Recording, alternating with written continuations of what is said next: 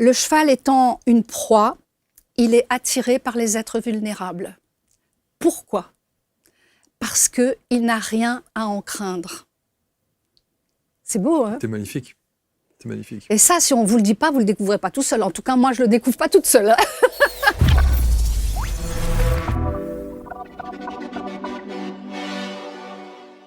Découvrez le pouvoir extraordinaire des vibrations sonores avec Alex Michel, pionnier des fréquences thérapeutiques depuis plus de 20 ans. Imaginez pouvoir transformer votre état de conscience, améliorer votre concentration et votre sommeil grâce à des compositions uniques créées avec une technologie de pointe. Dans cette masterclass « Le pouvoir des sons et des vibrations », Alex Michel dévoile les secrets des fréquences sacrées et leur impact profond sur votre bien-être physique et émotionnel.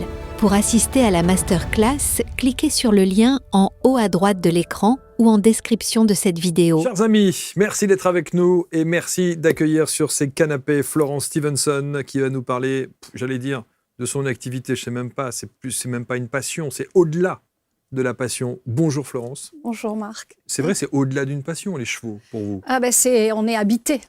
Clairement. On est totalement habité. Ouais. Ma sœur qui, elle, répare les enfants. Ouais.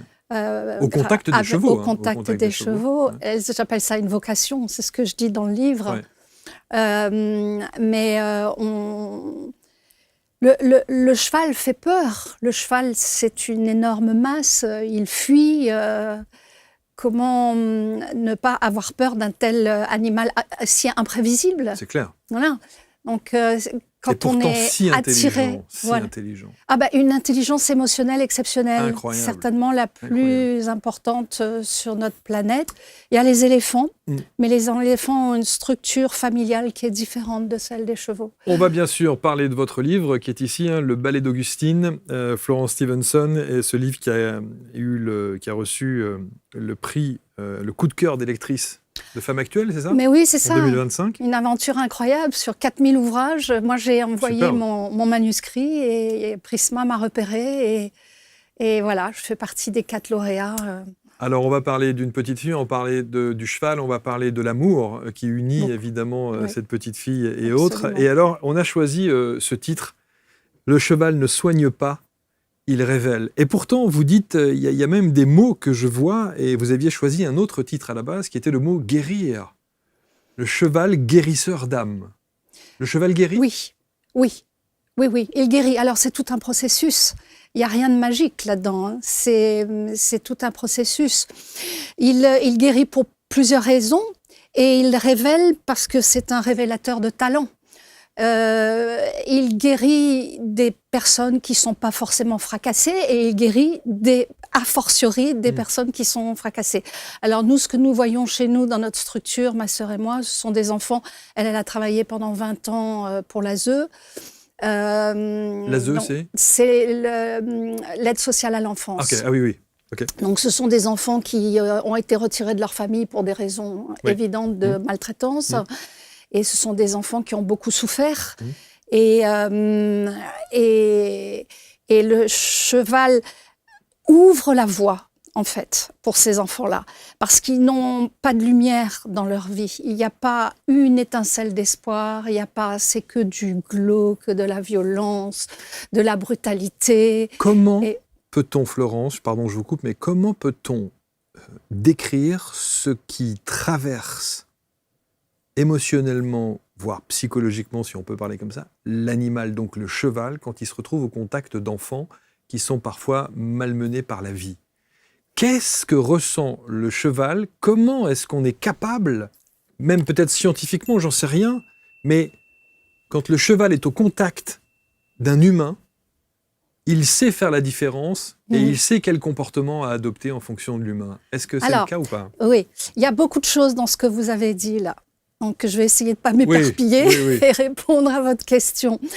La façon dont vous formulez la question fait un peu preuve d'anthropomorphisme. C'est-à-dire que vous avez là un raisonnement d'humain.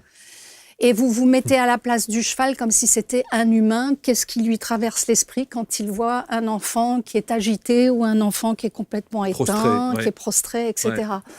Je crois qu'il ne faut pas voir ça comme ça. Est-ce qu'on peut revenir au départ et se dire pourquoi on est si différent des chevaux? Je suis obligée de vous faire une petite démonstration. Je vous suis. Voilà, scientifique, parce que moi je suis une élève d'Andy Booth qui s'appuie sur la science et on a la chance aujourd'hui d'avoir des scientifiques qui se penchent sur cette question parce que à l'époque, vous voyez, dans les années 60, les scientifiques étudiaient les animaux sauvages. On a étudié le zèbre bien avant d'étudier le cheval. C'est tout nouveau, en fait. Ça nous vient des États-Unis, des chuchoteurs. Qui est Andy Booth? Andy Booth, c'est mon professeur, c'est un Australien qui vit en France depuis des années, qui a travaillé avec Pat Parelli, qui est un des grands maîtres chuchoteurs aux États-Unis. Il avait gagné, lui, une bourse, il n'avait pas gagné le prix femme actuel, il avait gagné une bourse organisée pour les pays du Commonwealth par la reine d'Angleterre, qui était une vraie femme de cheval, et qui avait entendu parler des chuchoteurs. Il y a eu le retentissement extraordinaire de ce film, L'homme qui murmurait à l'oreille des chevaux. Kevin Costner. Non, c'est Robert Redford. Robert Redford. Autant voilà. pour moi. Et ça s'est répandu comme une poudre que finalement on pouvait s'occuper de chevaux sans les casser. Il faut savoir qu'en anglais, dresser un cheval, ça se dit to break a horse. Ça vous dit l'ampleur du désastre. Bon. Et donc Andy, ayant gagné cette bourse, est parti aux États-Unis, a travaillé plus de 6 ans, des années, avec Pat Parelli, qui est un grand chuchoteur, qui fait partie de tous ces grands hommes, John Lyons, Robert Redford, Monty Roberts, qui ont ouvert la voie et qui ont dit il y a moyen de faire autrement. Le cheval est un être extrêmement sensible et il y a moyen de faire autrement que de casser sa volonté et de casser sa force. Alors on les appelle les whisperers, ils chuchotent. Bon. Donc pour revenir à Andy, pour revenir à votre question, aujourd'hui la science se penche sur ces questions-là. Comment fonctionne le cerveau du cheval? On va arriver à la réponse à votre question. Comment fonctionne son cerveau? Pourquoi est-ce qu'il est si différent de l'humain? Alors, en gros, très rapidement, le cerveau du cheval est très différent du nôtre et de ceux des prédateurs, parce qu'il a un tout petit cortex préfrontal qui ne s'est pas développé. Contrairement aux prédateurs, le lion, les loups, etc., qui chassent de façon différente, individuellement ou en meute, peu importe, mais ce sont des prédateurs et nous, l'humain, l'homme, nous sommes le prédateur plus. Voilà. Notre cerveau s'est développé de telle manière que l'on peut analyser, expertiser, réfléchir. Le cheval ne peut pas. Il n'est pas doué, il n'est pas doté de cortex préfrontal. Donc, il ne peut pas. C'est-à-dire qu'il ne fait pas la différence entre le bien et le mal. Il ne fait pas la différence entre ça, j'aurais dû le faire.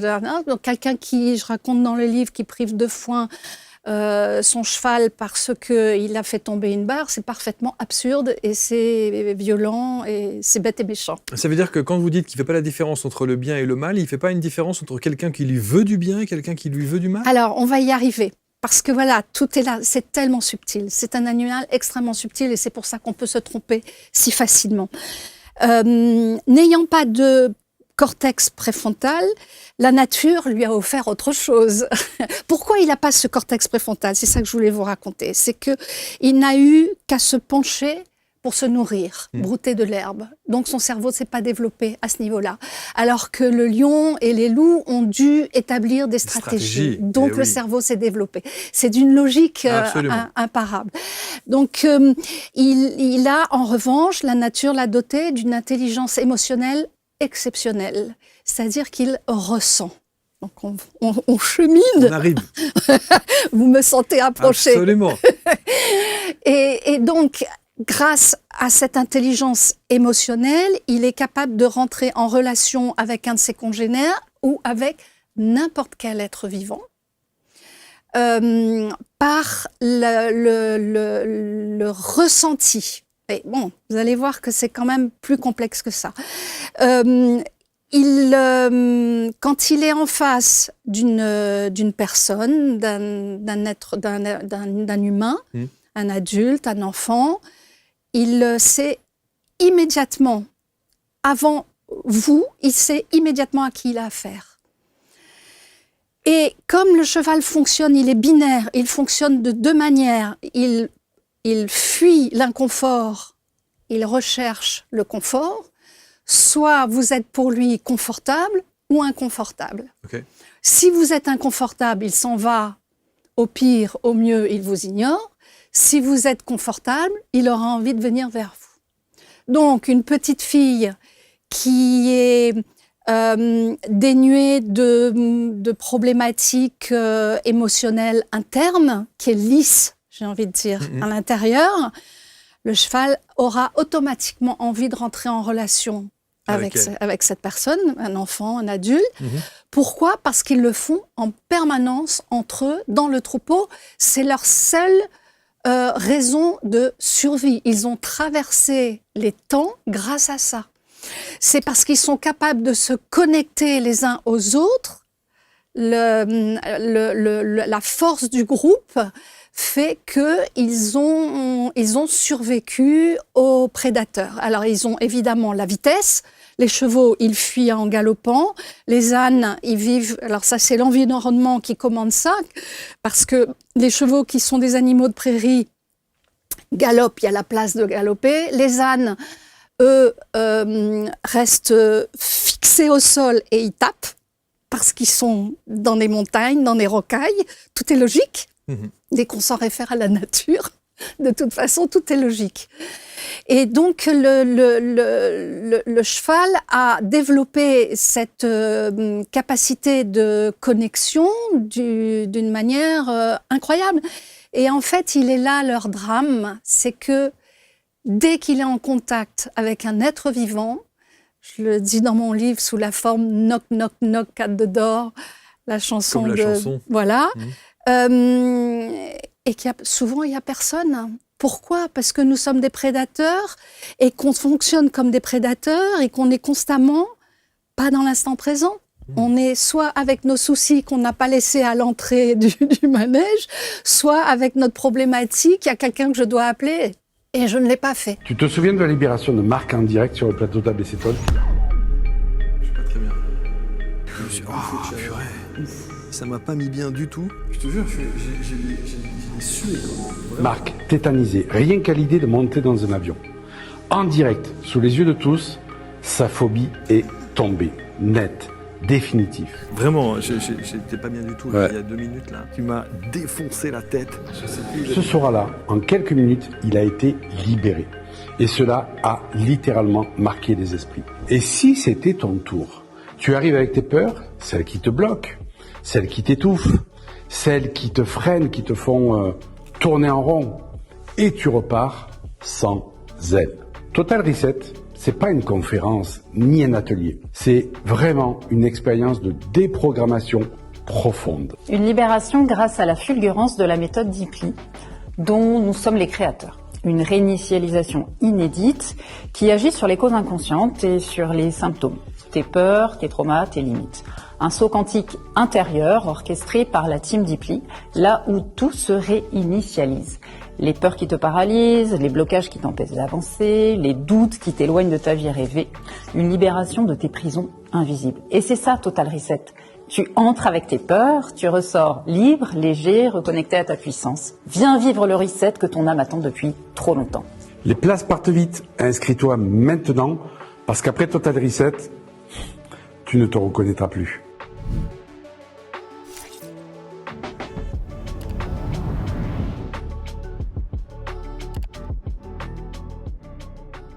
Alors, vous avez dit quelque chose évidemment très très intéressant sur lequel je souhaitais rebondir, Florence. Vous parlez effectivement de cet être humain qui est lisse et qui n'occasionne pas une réaction épidermique du cheval qui se dit « Ah, ça c'est inconfort, donc j'y vais pas. Donc c'est confort, j'y vais. » Ça c'est pour une petite fille, un être humain lisse. Par définition, les enfants qui ne sont pas lisses, qui ont ces traumas, qui ont des difficultés et que vous accueillez, dont vous parlez, le cheval les voit comme lisses. Alors que ce sont des enfants qui sont cabossés, ce sont des enfants qui sont parfois psychologiquement très perturbés. Oui, c'est un tourbillon. C'est un tourbillon. C'est un Et tourbillon. pourtant, ils s'approchent Voilà. et le cheval spontanément vient les voir. Et il y a un exemple également dans le livre d'Alexis qui a très peur, qui est le fiancé d'Adrienne, qui a très très peur, mais par amour, il est d'accord pour aller dans le corral et il est mort de peur.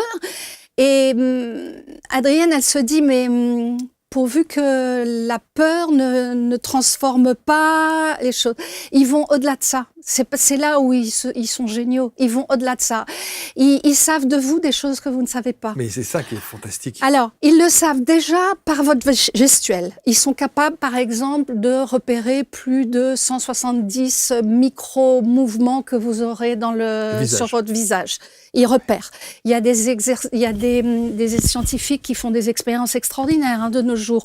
On leur montre des photos de leur humain, entre guillemets, qui est triste, qui est gai. Ils vont directement vers celui qui est gai. La science, nous, c'est un tapis roulant, là. C'est une autoroute qui s'ouvre devant nous. Et c'est pour ça que j'ai écrit ce livre. C'est parce qu'il faut vraiment aller vers cette connaissance-là. Donc, il est capable, donc déjà, par la gestuelle, de repérer à qui il a affaire. Quelqu'un d'énervé, mais quelqu'un d'énervé qui, au fond, est une belle personne, a une belle âme, il est capable de le détecter aussi parce qu'il va au fond des choses. Il a une puissance de détection. Il va à l'essentiel. C'est un radar. C'est un radar. Ouais. Mais il va à l'essentiel. Mais c'est un radar du cœur. C'est ça qui est magnifique. Bien sûr. Il va à l'essentiel. Il va chercher en vous. Dans le livre, Sylvia, elle est même pas au courant qu'elle était capable, qu'elle avait tout ce potentiel d'amour en elle, puisqu'elle en a jamais reçu dans son enfance, qu'elle a été traumatisée, battue, enfin bon. Donc, elle peut pas donner l'amour, ressentir l'amour qu'elle n'a pas reçu. Mais elle est absolument bouleversée par ce cheval qui s'intéresse à elle. Et comme elle dit, je demandais même pas de l'amour, il m'a donné de l'attention et je suis bouleversée. Et le cheval lui donne de l'attention parce qu'il sait que dans le fond, son âme est belle. C'est là où ils sont des guérisseurs d'âme. Mais c'est là où ils sont des guérisseurs d'âme, absolument. Est-ce que le cheval sait si vous êtes malade? Est-ce que le cheval sait? Il sait si vous n'êtes pas comme d'habitude. Alors, il va pas savoir que vous êtes malade, que vous avez de la fièvre. Voilà. Bon, un exemple. J'ai été opérée du dos il y a 2 ans. Quand j'ai recommencé à travailler avec mon quarter horse, enfin, c'est pas le mien, faut pas que il est né à la maison, il appartient à une jeune fille qui l'a acheté, c'est moi qui l'éduque, et Stormy. Quand j'ai recommencé à travailler avec lui, c'est-à-dire à jouer avec lui dans le rond-longe, il m'a tout de suite regardé en me disant, mais franchement, t'es bizarre, parce que je me mouvais pas de la même manière. De la même manière. Oui, ouais. oui. Il m'est arrivé effectivement d'aller plusieurs fois dans des écuries, de me retrouver, et il était dans le box, ce cheval dont je me souviendrai toujours, et je suis face à cette tête énorme de ce cheval qui est somptueux, qui a une élégance, qui a une prestance absolument magnifique, une grâce incroyable. Et quand on est face comme ça, avec ces 2 yeux globuleux, on ne peut pas s'empêcher de se poser la question et de se dire « Qu'est-ce que tu penses de moi ?» Alors, que tu déjà, ressens si de vous moi êtes à cet complètement instant-là? en face de lui, il ne vous voit pas.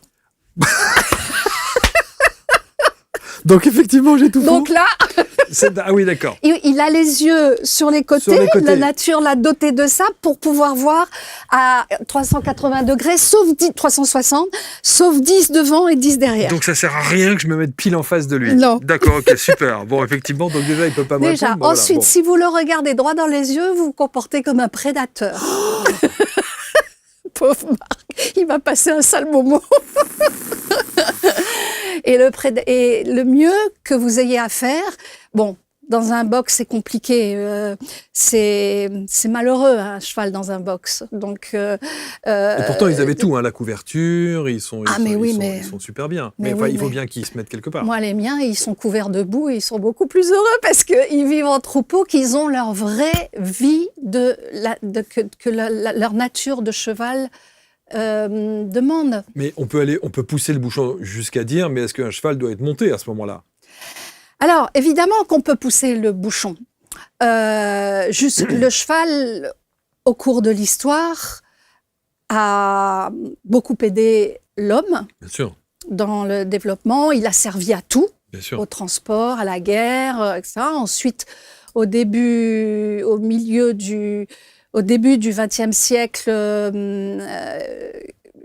on a commencé avec le loisir, ça s'est développé et maintenant, il sert à la thérapie. Donc ça, c'est une bonne nouvelle pour eux parce que on fait quand même beaucoup plus attention à eux.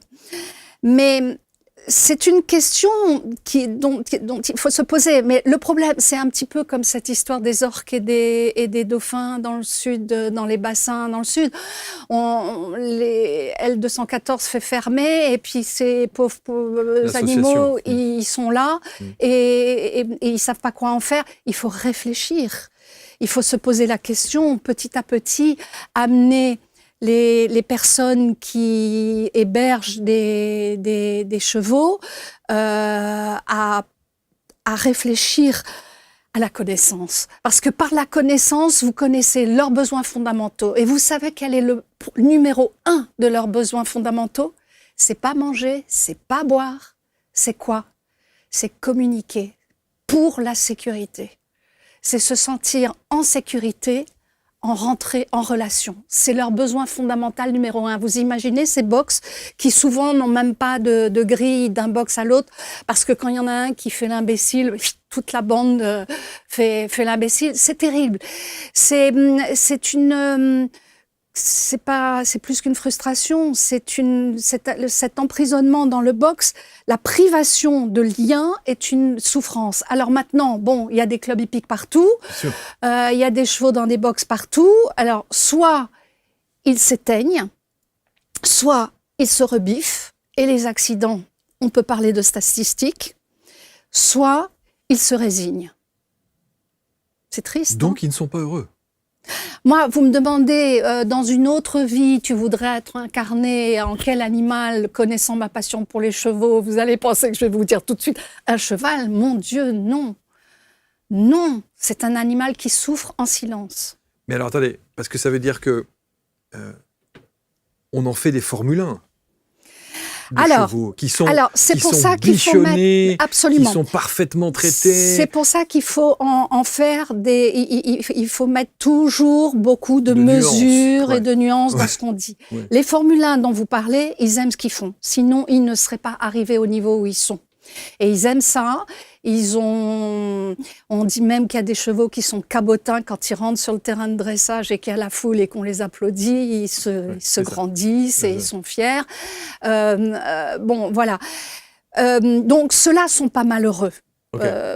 Dans les courses, on met de côté, parce que je veux même pas aborder le sujet, parce que là, c'est vraiment l'outil qu'on utilise et qu'on jette après avoir utilisé, après utilisation.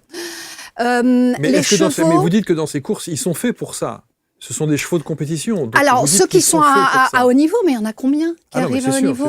Il y en a combien qui partent à la boucherie? Moi, dans mon roman, dans le ballet d'Augustine, je raconte, et on l'a vécu, ça, c'est notre vieux pur sang, un ancien cheval de course qui a été extraordinaire pour un petit garçon qui s'appelle Miguel dans le livre, qui nous venait de l'ASE. Et qui, pour vous dire le degré d'insécurité dans lequel il vivait, et le premier soir, enfin les soirs d'après aussi, il n'a jamais voulu enlever ses baskets pour dormir. Vous vous rendez compte ce qui se passe dans la tête d'un enfant qui refuse d'enlever ses baskets pour se coucher, qui ne sait pas ce que c'est qu'un pyjama, qui ne sait pas ce que c'est que se tenir à table, on lui balançait un bout de pain. Donc, ce vieux pur sang, ce vieux Lully, qui, je dis, a long à dire sur la nature humaine, il n'en veut pas à l'humain dans la mesure où il vit dans l'instant présent, donc il ne réfléchit pas à ce qui s'est passé avant et tout. En revanche, je raconte cette histoire du maquignon. Il a ce qu'Andy appelle la récupération spontanée. C'est-à-dire, vous allez voir avec cet exemple, c'est lumineux. Un maquignon, un monsieur achète un cheval auprès d'un maquignon dans une foire. Bon, il achète ce cheval a été maltraité toute sa vie et maltraité par cet humain, à nouveau. Et puis comme l'humain ne sait plus quoi en faire, il le ramène dans la foire et Et quand il passe derrière lui, le cheval lui décolle un coup de pied magistral, le type meurt en place. Voilà. Alors tout le monde dit il s'est vengé. Non, il s'est pas vengé. Il a eu une récupération spontanée. Quelle différence? C'est-à-dire que tout est dans le ressenti. Ils vivent dans l'instant présent. Tout est dans le ressenti. Quand ce monsieur est passé derrière lui, il a ressenti l'inconfort, la violence, la brutalité, et il a tapé pour se débarrasser de la violence, pas du tout pour se venger de l'humain. C'est ça. Pour lui, c'était évocateur d'une situation inconfortable, donc de danger. Oui. Oh, ça, on peut dire, oui, de danger. C'est là où, à chaque fois qu'on parle de chevaux, de ce qu'ils ressentent, de ce qu'ils font, on est obligé tout le temps de mettre des bémols. Parce que tout et son contraire est vrai. Il y a même un chuchoteur australien qui dit quand vous êtes en contact, vous vous approchez d'un cheval, faites l'exact contraire de ce que vous avez envie de faire, vous aurez plus de chances d'être compris par lui. Vous vous rendez compte jusqu'où ça va? Et ça, mais ça me fait rire parce que le nombre de fois avec nos élèves à la maison, on dit attends, tu vois, là encore une fois, tu aurais dû faire le contraire de ce que tu voulais. Donc ils sont tellement à l'opposé de nous qu'on se demande même comment ils ont fait pour être, mais ils ont été obligés. Mais malgré tout, comme ils ont cette intelligence émotionnelle extraordinaire, dès lors que quand ils frappent à la porte, il y a quelqu'un, là, il vous ouvre votre cœur et là, vous décollez. Là. Ce sont des sensations extraordinairement émouvantes, bouleversantes, réparatrices, thérapeutiques. On va parler évidemment du centre que vous avez, de l'association que vous avez, bien sûr.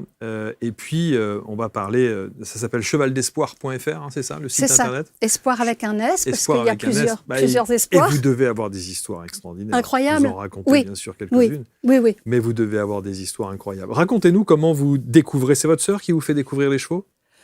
Alors, comme quelqu'un que vous connaissez depuis l'enfance, nous sommes habités par les chevaux. On n'a pas arrêté de demander. On a grandi à La Réunion. On a passé nos 20 premières années à La Réunion. Papa, je n'ai même jamais osé raconter ça en public, c'est tellement invraisemblable. Papa a monté le club hippique à La Réunion et nous n'avions pas le droit de monter. Parce que en fait, il avait monté plusieurs affaires. Il est arrivé à La Réunion dans les années 48 et donc il a fait plein de choses, les voitures, le Coca-Cola, la bière, enfin bon bref. Et quand il avait la passion du cheval, donc il y a certainement quelque chose de génétique, hein, ça vient, voilà. Mais il n'a jamais voulu qu'on monte, nous, ces petites dernières, parce qu'en fait, il avait peur et qu'il y avait eu trop d'accidents. Et un accident de cheval, ça ne pardonne pas. C'est sûr. C'est qu'un coup de pied dans le dos, vous restez dans une chaise roulante. Un coup de pied dans la tête... vous pouvez y passer. Voilà. Clairement. Et nous, on a eu cet interdit-là, ma sœur Brigitte et moi, ma sœur jumelle, cet interdit qui nous a profondément frustrés parce que nous n'avions envie que de ça. Et en plus, pour notre malheur, on était mauvaise pour tout le reste. On ne savait rien faire d'autre. Donc vous aviez quand même le droit de vous en occuper? Non. Non, du tout. Même rien. Pas les approcher de rien. Rien. Et alors après, pour transgresser l'interdit, je peux vous dire que ça prend du temps. Ça dit quelque chose. Voilà. C'est sûr. Donc après la vie, mes enfants, j'ai travaillé. Après avoir pas mal voyagé, j'ai travaillé à Paris. Et puis ensuite, je me remarie avec un homme qui s'appelle Marc, qui habite à Fontainebleau. Et là, mes enfants ont 8-10 ans. Et ils me disent, maman, on voudrait monter à poney. Ben voilà. Alors là, évidemment que j'ai accédé dès que je les ai écoutés. C'est-à-dire que jusqu'à cette tranche de votre vie, vous n'avez aucun contact avec les chevaux? Non. Quand c'est non, c'est non. Hein. Oui, mais enfin, vous auriez pu à l'âge adulte, voilà, à un moment donné, vous prenez votre décision. Mais c'est ce que je vous dis, transgresser l'interdit. Ouais. Il y a cette idée que si vous n'obéissez pas à l'injonction, il va vous arriver quelque chose de très grave. Ok. D'accord. Donc on est une petite fille bien... La maternité m'a beaucoup épanouie, ouais. Et donc voilà. Ouais, ok. Bon. Jusqu'à ce que vos enfants vous disent, mais nous on veut, Mais parce que Fontainebleau, c'est quand même le fief des chevaux. Hein, voilà, et mon mari autres. m'a dit, mais évidemment, mais pourquoi pas. Et j'étais derrière la barrière avec la monitrice, je m'en souviendrai toute ma vie, et je les vois s'éclater à poney avec cette sensation de j'ai tellement eu envie de ça. C'est sûr. Et quand je dis ça à la monitrice, elle me dit, mais pourquoi tu montes pas? J'avais 35 ans. Je suis c'est trop tard. Elle me dit, mais tu rigoles? Allez, hop, on va s'aller à poney. Elle m'a mise à poney. Et elle m'a dit, bon, tu vas tout de suite, on va te mettre à cheval parce que tu vas prendre des mauvaises habitudes à poney. Et puis voilà. Libération, délivrance. Un bonheur. Bah oui. Un bonheur. Vous avez attendu ça toute votre vie. Donc Ce sentiment d'être à ma place. Et ce sentiment d'être à ma place, je l'ai encore plus aujourd'hui que je fais beaucoup de travail à pied et que je travaille le lien avec les chevaux. Parce que là, j'ai découvert l'équitation. Mais ce que nous explique Andy Booth, à nouveau, c'est que malheureusement, et c'est là où il faut réfléchir pour les centres équestres, c'est qu'avant l'équitation, il faut apprendre la compréhension et il faut éduquer, l'éducation. Ensuite seulement l'équitation et ensuite, après, si on veut, la compétition. Le problème, c'est que nous allons directement à l'équitation sans passer par la case compréhension, donc la connaissance.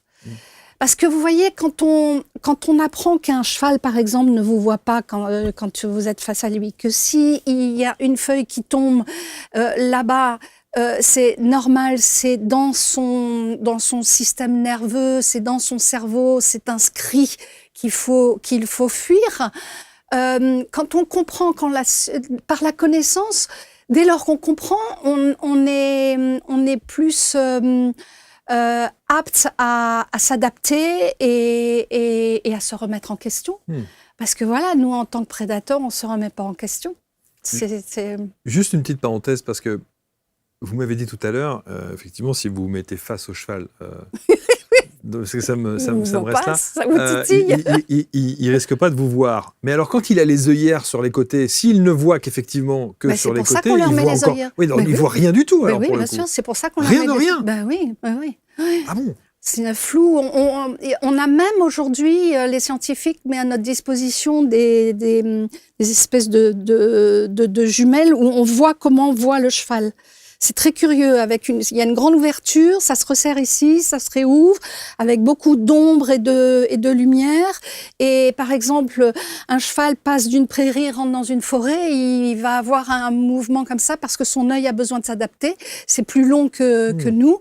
Un cheval qu'on fait rentrer dans un camion, on va dire, il est bête, il veut pas monter parce qu'il fait très sombre dans le camion et qu'il y a de la lumière à l'extérieur. Vous voyez, toutes ces choses-là vous permettent de comprendre comment il fonctionne et alors d'être beaucoup plus en sécurité.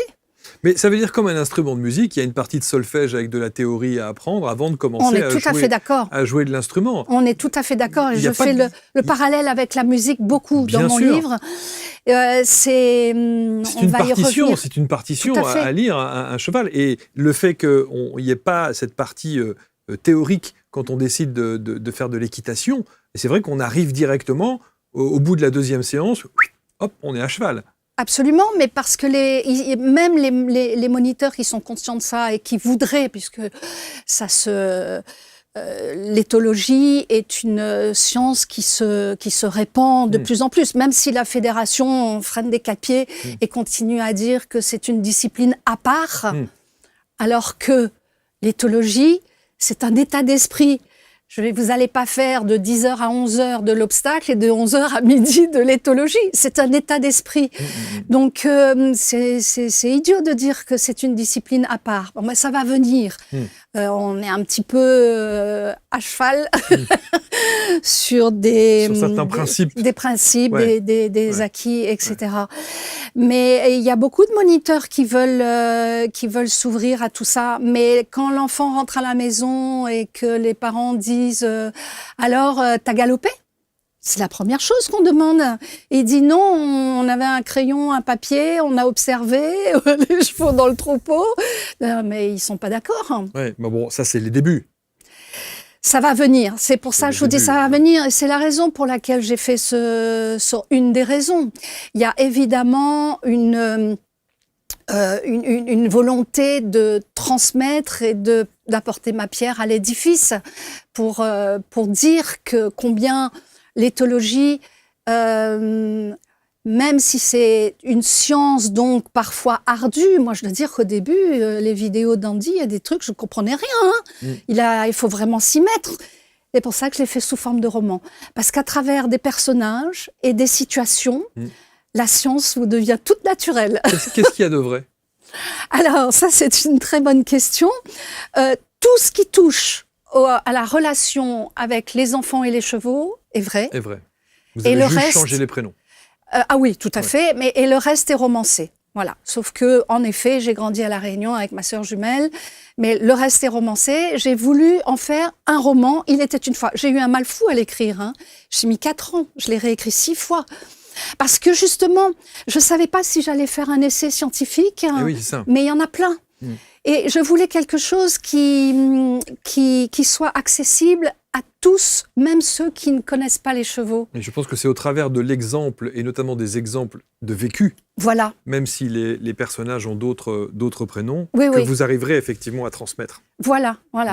Et alors, ce côté réparateur était époustouflant, mais je vous assure, époustouflant. Parce que, par exemple, une jeune fille qui va pas bien, qui fait des insomnies, qui a mis en vrac tout le monde, la famille, l'école, les centres d'accueil. Alors, les centres d'accueil, les foyers, il y a eu beaucoup de livres là-dessus. C'est très compliqué. À partir du moment où vous êtes violent parmi des gens violents, comment voulez-vous aller mieux? La promiscuité et la violence font que ces structures-là, c'est hyper compliqué pour d'arriver à guérir. On peut rien guérir du tout. Ce sont des moments de passage où les parents peuvent souffler, où l'école peut souffler parce que ils ont tout fichu en vrac. Mais alors justement, une personne comme ça, là je prends l'exemple prenons Augustine. Augustine, elle a tout perdu. Lors d'un cyclone à La Réunion, elle a même perdu la parole. J'ai voulu la faire muette parce que justement, le monde des chevaux est un monde du silence. Et ça, c'est une chose que j'adore et qui est formidable. C'est le monde du silence. Qui n'est pas rien. Oui. Le silence n'est pas rien. Absolument. On est bien d'accord. Absolument. Il se passe beaucoup de choses dans le silence. Il se passe beaucoup de choses. Bien mais sûr. à un moment donné aussi dans le livre, Alexis, le fiancé d'Adrienne, il dit « Mais qu'est-ce qu'ils font pour guérir ?» Et Adrienne lui répond « Ils ne font rien. » Et il dit « Ah bon ?» Rien que tout ça. Et elle lui dit « Oui, justement, c'est là leur force. Réparatrice, leur génie réparateur. Ils ne font rien, ils éprouvent. C'est la différence entre faire et ressentir. Comment expliquez-vous, éprouvent. pardonnez-moi, comment Oui. vous expliquez alors, et on a souvent, quand il y a des centres comme le vôtre, Cheval d'Espoir, hein, je le rappelle, il y a beaucoup d'enfants autistes Oui. qui viennent Ben, aussi. j'ai l'exemple d'un autiste. Ouais, Oui. qui viennent aussi dans les centres. Comment se fait-il, puisque le cheval ne fait par définition rien, Oui. que l'enfant est parfois transformé dans ses comportements et ses attitudes au contact du cheval? Parce que le cheval apaise. D'abord, il a un demi-degré à 1 degré de plus, son corps, de plus que nous. Donc, quand on pose la main sur sa peau, déjà, on est surpris parce que c'est chaud, c'est doux. C'est vrai. Il apaise parce que il représente en même temps la puissance masculine et en même temps la douceur féminine. Et il apaise par son rythme cardiaque. C'est ce qu'on appelle la cohérence cardiaque. Vous savez, c'est là, et son cœur s'accorde au nôtre et vice-versa. Oui, mais Donc il y a une communion, un mouvement d'ensemble qui apaise. Mais l'enfant le ressent, ça, à ce moment-là? Ah oui, mais ça, on le voit tout de suite. Parce que la cohérence cardiaque dont vous parlez, l'enfant autiste, il ne le sent pas. Bon, ils sentent très bien. Ils sentent très bien. Et c'est du reste une des premières choses qu'ils ressentent, les enfants autistes. Raphaël, dans mon livre, je ne prononce pas le mot autiste parce que le spectre de l'autisme est très large, mais on comprend bien qu'il est autiste, que cet enfant-là, il est très très mal, enfin c'est un jeune homme, il est très mal dans sa peau parce qu'il a été montré du doigt, qu'il a eu le harcèlement, parce qu'il est différent, parce qu'il ressent, parce que son monde à lui est différent du monde des autres. Sûr. Et avec les chevaux, il se retrouve dans son monde à lui. Un monde de l'intériorité, un monde où le superficiel n'existe pas, où on va à l'essentiel, et un monde paisible. Alors là encore, vous me direz, mais pourtant on voit des personnes avec des chevaux au bout de leur longe qui pètent en l'air, comme on dit, et qui sont... C'est un problème de manque de sécurité pour le cheval. Là, on va aborder un point, si vous le voulez bien, qui est pour moi crucial et que j'ai découvert en écrivant ce livre, parce que j'ai questionné beaucoup de gens du monde de l'équitation, de l'éthologie, et c'est Lucien Grus qui m'a donné qui est le cousin, oui, qui est le cousin d'Alexis, qui m'a donné la réponse, parce que j'ai poussé le questionnement jusqu'au pourquoi le cheval a-t-il abandonné sa liberté et a accepté de vivre avec l'humain. Et une forme de soumission. Mais complètement. C'est tout à fait le terme. Pourquoi? Alors qu'il est libre et qu'il est puissant. Il vivait dans ces contrées sauvages. Bon, ses possibilités de vivre dans les contrées sauvages se sont considérablement réduites. Mais pourquoi est-ce qu'il il accepte aussi gentiment, on va dire, aussi docilement d'être auprès de nous? Et Lucien m'a dit une chose qui m'a sidérée. Il m'a dit, pense que le cheval n'a rien d'autre que sa vie. C'est cette phrase de Marguerite Yourcenar que j'ai mise en citation. Si vous pouviez la lire au tout début du livre, dans les premières pages. Ah, dans la première page? Dans les premières pages, il Je est... me souviens plus. Marguerite Yourcenar. Il y a toujours pour moi cet aspect bouleversant de l'animal qui ne possède rien sauf sa vie. Il y a cette immense liberté de l'animal, vivant sans plus, sa réalité d'être, sans tout le faux que nous ajoutons à la sensation d'exister. Elle avait tout compris, et elle n'était pas cavalière, mais elle aimait les animaux. Ouais. Alors voilà, le cheval, il n'a que sa vie, et ça pèse un poids. Me disait Lucien, il me dit, ça pèse lourd. Donc, mettons-nous à sa place. Dès lors qu'il repère, qu'il trouve une personne qui se comporte comme un leader, à qui il va pouvoir confier sa vie, qu'il repère que vous êtes une personne à la hauteur de ses attentes, il fonce, il s'engouffre là-dedans et il ne vous lâche plus. C'est ce comportement de leader que l'on fait travailler à ses enfants. C'est ça qu'on leur apprend. Autant à celui qui est vindicatif, qui est le crâneur, mais quand il est en face d'un grand cheval noir, déjà, il fait moins le malin. Ouais. Que la petite, toute inhibée, toute rentrée, on lui apprend à avoir un comportement de leader. Et avoir un comportement de leader, ça se fait par la gestuelle, par sa posture, qui va refléter ce que vous êtes à l'intérieur. Et à ce moment-là, ce qui est extraordinaire, c'est que le cheval, il vous repère et il ne veut plus vous lâcher. Donc, imaginez un enfant qui n'a connu que des malheurs, que la violence, que l'injustice. Tout d'un coup, il y a ce cheval dans ce rond de longe, dans ce corral circulaire, qui, parce que Brigitte lui aura dit « bouge comme ci, fais comme ça, relève-toi », mets de l'intention dans ta gestuelle, le cheval tourne sa tête, ses oreilles s'approchent de cet enfant et on enclenche la marche et il marche, il est en liberté, il n'a pas de longe, pas de licol et il marche à côté d'elle, mais je vous assure que C'est sûr. mais c'est quelque chose de profondément bouleversant. Tout d'un coup, cet enfant-là, elle se dit « je vaux quelque chose ». Et ça, c'est magique. C'est magique. C'est pour ça qu'on parle d'équithérapie. Oui, voilà. Et alors, justement, dans l'équithérapie, ce que me disait Brigitte, parce que ça, ce sont des révélations, des découvertes qui sont très récentes, dont parle votre ami Fabrice Midal dans son interview avec le docteur Benayem, qui a écrit un livre où il raconte, il rapporte ses discussions, ses 20 ans passés avec le fameux François Roustan, qui est un thérapeute psychanalyste qui a fait une découverte absolument extraordinaire. C'est qu'il dit que la guérison ne vient pas par la parole, elle vient par le geste, par le corps, parce que c'est par le ressenti. Vous vous rendez compte là, ce qui est en train de se passer.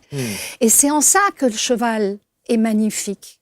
Parce que on ne parle pas, on ne s'assied pas sur un divan pour raconter son histoire. Souvent, les thérapies, ça peut durer des mois, des années. Parfois, c'est nécessaire. C'est pas une question d'opposer. On ne met pas en opposition les uns face à l'autre. Mais ce que je veux dire par là, c'est que le cheval, il va droit à l'essentiel, vite et bien fait. Mais ce qui est fantastique chez le cheval aussi, c'est qu'on se dit que, vu la puissance de l'animal, il fait de nous ce qu'il veut dans l'absolu, si vraiment il en a envie. Ah oui. On peut se dire aussi qu'il pourrait profiter de cette situation-là. Il pourrait se dire, je suis face à quelqu'un, entre guillemets, de faible, Oui.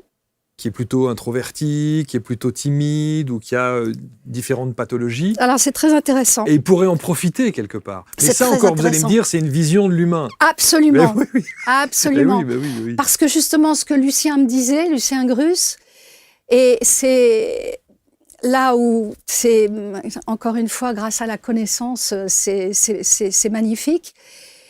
Le cheval étant une proie, il est attiré par les êtres vulnérables. Pourquoi ? Parce qu'il n'a rien à en craindre. C'est beau, hein ? C'est magnifique. C'est magnifique. Et ça, si on ne vous le dit pas, vous ne le découvrez pas tout seul. En tout cas, moi, je ne le découvre pas toute seule. Et à partir du moment où vous avez cette vision-là, vous comprenez, dans le livre, je raconte, et ça, c'est une histoire vraie, un témoignage qu'on m'a fait, d'une jeune femme dont le cheval, le changement d'attitude du cheval, de son cheval, qu'elle avait retiré de la maltraitance, avec qui elle avait envie d'avoir un joli lien, une jolie relation, qui vivait en troupeau, elle lui offre tous ses besoins fondamentaux, et malheureusement, ça marche pas, quoi. C'est le cheval, il s'en fiche un peu d'elle, quoi. Il est pas intéressé du tout. Et puis un jour, il vient, il trottine, il vient, et puis il a envie d'être avec elle. Et le lendemain, à nouveau et tout, elle en parle à son mari. Et elle dit, mais c'est très curieux, je comprends pas, tout d'un coup, j'ai rien changé, moi, mon attitude et tout. Et ils avaient pas forcément un désir d'enfant, elle était sous contraception. Et il lui dit, mais est-ce que tu serais pas par hasard enceinte ?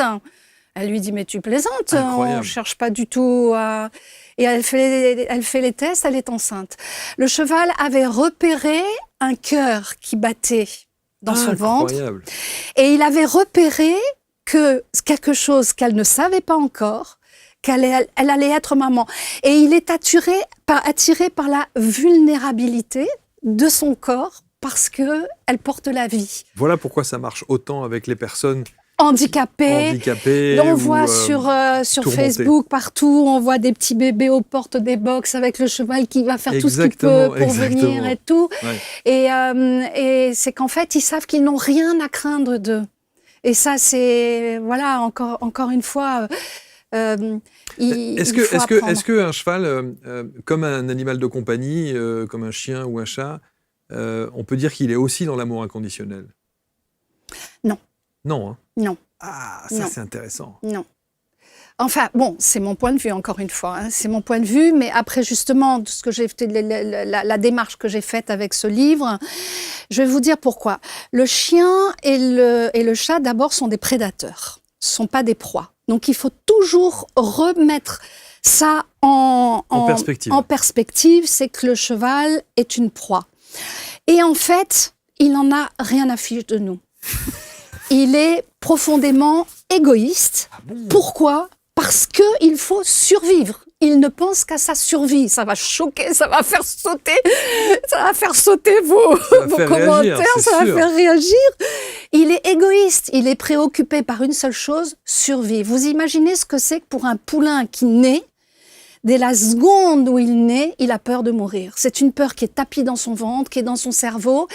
Il se met debout, il a des jambes qui sont 3 fois plus grandes que son corps, il glisse, il est dans la boue, il se met debout parce que son instinct lui dit « si t'es couché, t'es mort, tu vas te faire bouffer ». Parce que dans la nature, c'est ça. C'est pour ça que les chevaux se couchent aussi peu. Très peu. Ils ont un sommeil paradoxal de 20 minutes sur 24 heures, sinon ils dorment debout. Donc il faut... C'est un instinct de survie permanent, en fait. Permanent. Ouais. Permanent. Ouais, c'est pour ça. Et donc, soit vous répondez à son désir de survie, à ce moment-là, vous êtes intéressant. Et en plus, si vous êtes confortable, donc voilà, tout va bien pour eux. Soit vous n'êtes pas à la hauteur et à ce moment-là, il est en panique. C'est pour ça que parfois, si on ne connaît pas suffisamment, et encore une fois, heureusement que vous êtes là pour nous éclairer, la psychologie de l'animal et du cheval en particulier, on ne peut pas avoir de signe d'amour du cheval. C'est-à-dire que si vous en avez, oui, parce que il y en a un. Moi, j'en vois jamais. Mais en fait, oui, quand, mais oui, ils sont il faut vivre toujours avec eux. Mais oui. Alors ça, c'est la chance qu'on a, c'est de vivre avec nos chevaux. Le chien, il vous fait la fête. Le chien vous fait la fête. Et oui, le cheval, il fait quoi ? Oui, le chat aussi peut faire la fête à sa manière. Le cheval, vous savez ce qu'il fait ? La plus grande preuve d'amour d'un cheval, c'est la proximité immobile. C'est-à-dire que, vous voyez, quand j'ai été opérée du dos, j'avais pas le droit de m'asseoir pendant 2 mois. Et donc, je prenais mon tapis de yoga, j'allais me mettre au milieu de la prairie, je m'allongeais et je restais là, je vous écoutais. J'écoute des podcasts, j'étais allongée, j'étais bien comme ça. Et je le vois, mon Stormy, qui s'approche. Et puis, il vient, il broute, j'ai des vidéos de ça, c'est incroyable. Il broute à côté de moi. On respire ensemble et il est là et il me dit « je suis bien auprès de toi ». C'est la plus grande preuve d'amour. Ça, c'est beau. Alors que la plupart du temps, quand vous voyez les gens qui mettent leurs chevaux dans le pré, qui ramènent leurs chevaux dans le pré, ils enlèvent le licol, il n'y a plus personne, il est parti. En plus, la personne ne s'est pas positionnée correctement, n'a pas retiré le licol comme il faut. Et encore là, j'hésite parce que c'est pas correct ce que je dis là, c'est que c'est le cheval laisse glisser le licol. On n'est jamais avec cet état d'esprit qu'on essaye d'enseigner et dont on essaye de répandre la bonne nouvelle, cet état d'esprit qu'on apprend grâce à l'éthologie, on n'est jamais dans la demande, on est toujours dans l'invitation. Et ça, c'est magnifique. Est-ce que vous croyez à la communication animale ?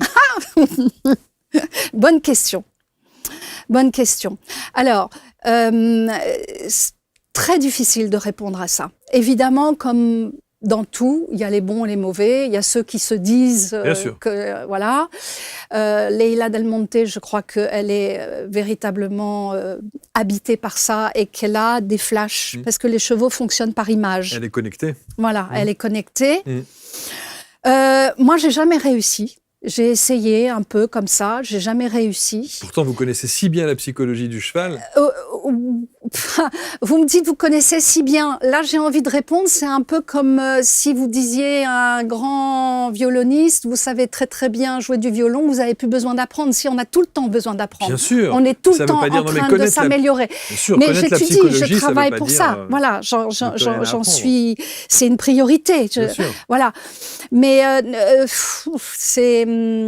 c'est compliqué. Ceci dit, il nous est arrivé une chose, une fois dans le troupeau, Le troupeau a été modifié, il fonctionne par hiérarchie. Et notre jument poulinière est partie pendant quelques mois. Parce qu'on préfère, quand le poulain grandit, plutôt que d'éloigner le poulain, c'est un traumatisme trop violent, on éloigne la jument. Il reste avec les individus qu'il connaît et c'est la jument qui s'éloigne. Et Stormy, ce quarter horse qui est né à la maison, qui a 10 ans maintenant, est tombé malade. Nos chevaux ne sont jamais malades. Ils vivent dehors, hiver comme été. L'été, on a des grottes, on a des espèces de grottes de sable. Ils s'engouffrent là-dedans et ils sont protégés de la chaleur et des mouches. L'hiver, ils sont fous de joie parce qu'ils ont pas du tout notre même sensation de température. Et il est tombé malade, et gravement malade. Il a eu une espèce de pneumonie gravissime. On a été obligés, je peux pas vous raconter, 3 fois par jour, le masque sur le nez, avec un produit dont il fallait enlever le premier étage, laver, mettre le 2e étage de cortisone.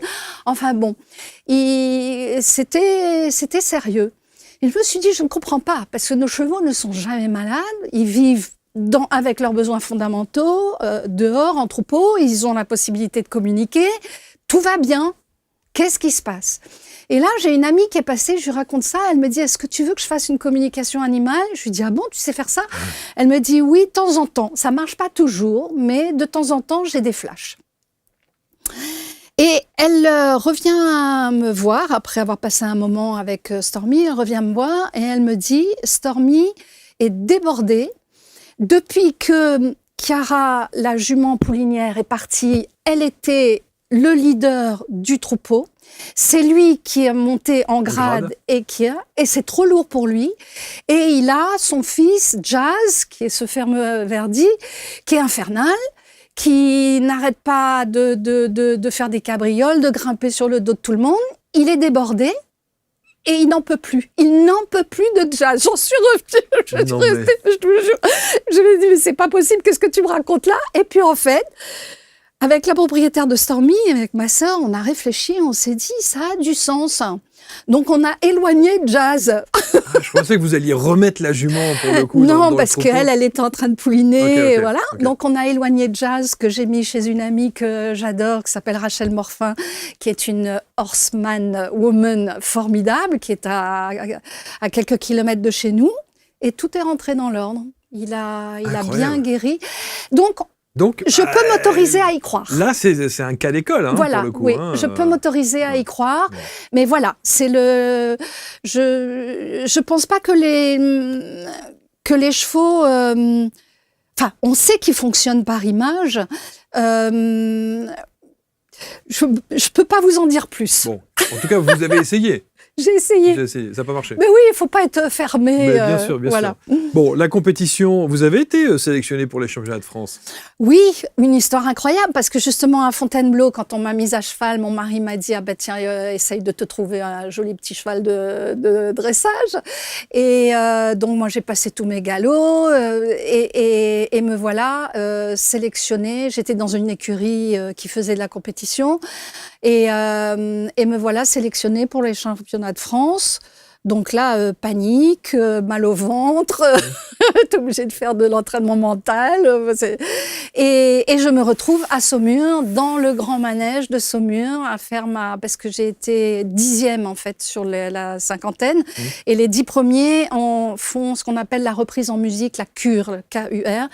Et c'est-à-dire que, comme au patinage artistique, sur des mouvements imposés, vous organisez, vous composez votre chorégraphie sur votre musique. Dans le manège de Saumur, je peux vous dire que... C'est grandiose. Ça a été... Voilà. Mais pour moi, vous voyez, ça vaut rien à côté du niveau d'éducation qu'a Stormy. Ce que j'arrive à faire avec ce cheval, galoper avec lui à pied en extérieur, dans les chemins, il est en liberté, je suis à vélo ou à pied, je cours, il est avec moi. Alors, il se déconnecte, de temps en temps, il trouve quelque chose qui est plus... En plus, il a envie de jouer tout le temps parce qu'il a un cerveau qui est très ouvert, très perméable à tout, parce que justement, il n'a jamais été abîmé. Mais ça, je trouve que ça vaut beaucoup plus que le... Mais bon, c'était un grand souvenir. Combien de chevaux ? On en a 9 à la maison, on s'oblige à ne pas en avoir plus. Mais voilà, on joue avec les âges. Il y a ceux qui fatiguent, il y a la relève, il y a ce... Alors, c'est très curieux, les enfants, on les laisse choisir. On les laisse choisir le cheval qu'ils veulent. Ou c'est le cheval qui les choisit?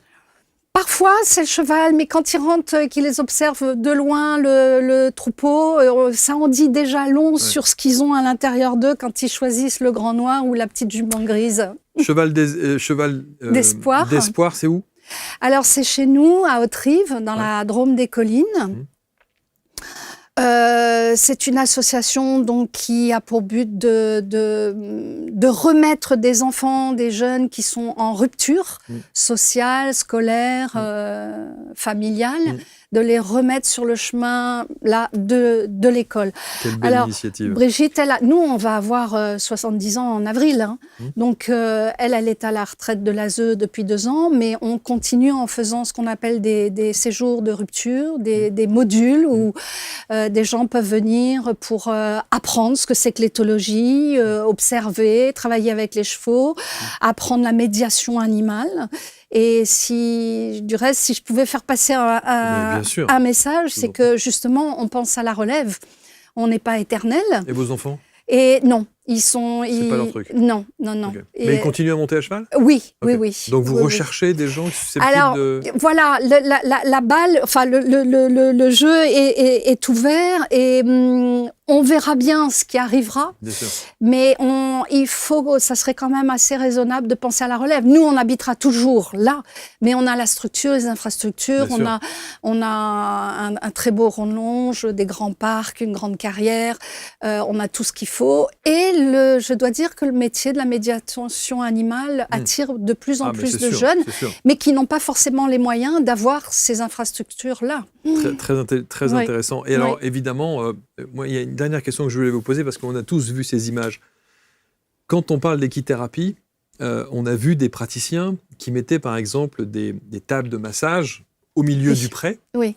La personne est allongée, le client est allongé, évidemment, sur cette table de massage. Et puis, il y a des soins qui sont faits à la personne. Et à ce moment-là, le cheval arrive et va poser sa tête sur le buste, sur le corps même de la personne, juste posé comme ça. Quel est le message du cheval? Ils aiment tout ce qui est paisible.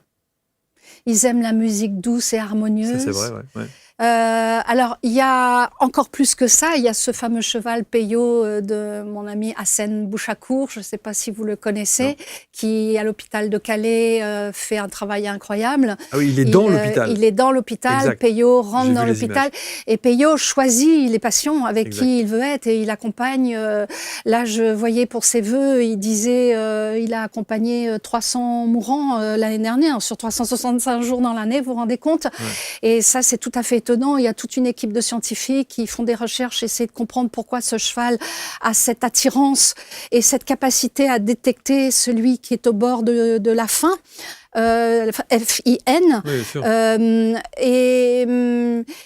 C'est cette intelligence émotionnelle. Vous ne croyez pas qu'il y a, quand le cheval pose sa tête sur le corps du patient ou du client, vous ne croyez pas qu'il y a quelque chose qui passe? Il y a forcément quelque chose qui passe. Et qui pourrait être susceptible de guérir. Absolument. Mais vous savez, les chevaux vont à l'essentiel. C'est ça qui est formidable avec eux. Ils vont à l'essentiel. Et l'essentiel, c'est quoi? C'est l'essence même. Ils se connectent, c'est ce qu'on appelle une connexion d'âme à âme. Ah, clairement. Ouais. Et si vous êtes paisible, parce que vous êtes sur cette table de massage, certainement avec une musique très douce, dans un environnement doux et apaisant, pourquoi voulez-vous qu'il aille faire des croupades ailleurs? Il a envie de venir se connecter. Ce qu'il faut vraiment retenir, c'est que le cheval cherche constamment à se connecter avec nous. Et il est malheureux quand il n'y a personne. Alors retournez vite voir vos chevaux qui doivent se dire mais où elle est? Mais non, ils sont très bien entre eux. Ils sont très bien entre eux. Marc, bon, enfin, c'est très bien. Bon, voilà, très bien. On va mettre. Du reste, pendant le confinement, il y a plein de gens qui ont eu des surprises, parce qu'ils se disaient oh là là, mais ma jument, elle m'a pas vue, elle va être triste et tout. Ils allaient très très bien à partir du moment où ils étaient dehors, c'est ça. en troupeau, ça allait très bien. Et donc pas dans les box. Ben voilà, c'est une problématique. Mais à partir du moment où cette problématique, on en est conscient, on va réussir à trouver des solutions petit à petit pour maintenir les chevaux dans d'autres conditions qu'enfermés 23 heures sur 24 dans un box. En tout cas, j'ai une petite pensée pour les parents qui se disent, les parents dont certains enfants ou petits-enfants sont passionnés par les chevaux, qui se disent « Oh, ça va passer ». Non, ça passe pas. Non, ça passe pas. Ça passe pas. La passion est là, c'est fini. Hein. Oui, ça passe pas. Mais il y a beaucoup de chemins. Il y a tellement de choses qu'on peut faire. Mais il faut être prudent. Vous savez que le sport équestre est plus dangereux que la moto. Ah, mais c'est sûr. Ah, mais c'est sûr. Il y a des accidents en permanence. Et ce sont des accidents graves, des accidents qui ne pardonnent pas. Hein. Absolument. Ouais. Non, mais on rigole pas. Le cheval est encore une fois, c'est un animal tellement extraordinaire et en même temps tellement mystérieux. Oui. Il y a une grande part de mystère encore chez le cheval quand même. Hein. On a le sentiment que c'est un animal. Mais cette puissance, quand on voit la tête, il a vraiment une gueule extraordinaire. C'est fantastique. Bravo en tout cas pour ce que vous faites, Florence. Merci. Évidemment, cet Merci ouvrage. de m'avoir invité. Merci à vous. Le livre est à votre disposition. On va mettre tous les liens autour de la vidéo pour que vous puissiez vous le procurer. Le lien du site internet est chevaldespoir.fr avec l'association évidemment. Voilà. Et je voudrais parler d'une autre association qui est pas loin de chez nous, qui est dans le 38 en Isère, et dont le nom est tout à fait proche du nôtre. Ça s'appelle chevalespoir38.fr. Ils savent pas que je vais parler d'eux. Ils font un travail extraordinaire. Ils sauvent les chevaux de la maltraitance. Ah, ouais. Alors ça aussi. Et là, ils ont retiré et ils vont jusqu'au bout, hein, avec avocat et tout, tribunal. Là, il y a une dame là qui a été condamnée. Elle a eu le culot de faire appel. Elle a été recondamnée. Et des chevaux, la peau sur les os, c'est affreux. Parce que nous, on récupère des chevaux maltraités. Ça aussi, c'est magnifique parce que ces chevaux maltraités réparent les enfants qui eux-mêmes ont été maltraités. Il y a un côté thérapeutique là qui est extraordinaire. Mais quand même, ils ont eu de quoi manger. Moi, j'aurais pas été capable de faire le travail qu'ils font là, Cheval Espoir 38. 38. Parce que c'est vraiment... c'est bravo. dur. Hein. Bravo en tout cas pour ce que vous faites et le bien que vous permettez au travers des chevaux. Merci. Ça, c'est quand même essentiel. Merci Florence. Merci à vous. Je sais que cette émission va être commentée. Vous allez nous dire, dites-nous. Il y a 2-3 points là. Il y a 2-3 punchlines, comme on dit, qui vont susciter quelques arguments. Avec bienveillance, comme toujours. Vous partagez évidemment et on se retrouve très vite pour une prochaine rencontre. Merci à tous.